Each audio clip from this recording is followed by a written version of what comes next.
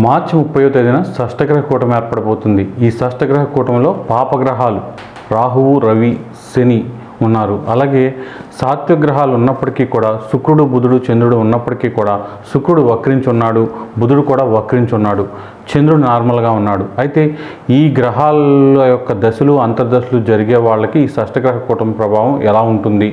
అలాగే ఒక 3 పాయింట్లలో ఫస్ట్ పాయింట్ ఏంటంటే 12 రాసుల్లో ఒక 5 రాసుల వారికి బంగారం లాంటి ఫలితాలు ఈ షష్టగ్రహం కూటమి ఇవ్వబోతుంది. అయితే మొత్తం ఆ 5 రాసులలో జన్మించిన వాళ్ళందరికీ రాబోతున్నాయా, ఎవరికి రాబోతున్నాయి అనే విషయాన్ని తెలుసుకుందాం. అలాగే దీంతోపాటు రెండో పాయింట్ ఏంటంటే ఈ 5 రాసులు కాకుండా ఉన్న మిగతా 7 రాసుల వాళ్ళు ఎలాంటి జాగ్రత్తలు తీసుకోవాలి, వాళ్ళకి ఎఫెక్ట్ ఎలా ఉంటుంది. అలాగే సూర్యగ్రహణం రాబోతుంది. సూర్యగ్రహణం అనేది మన దేశంలో ఉంటుందా, మనం ఎలాంటి జాగ్రత్తలు తీసుకోవాలి అనే విషయాలను కూడా ఈ వీడియోలో ముందుకు వెళ్ళే కొద్దీ తెలుసుకుందాం.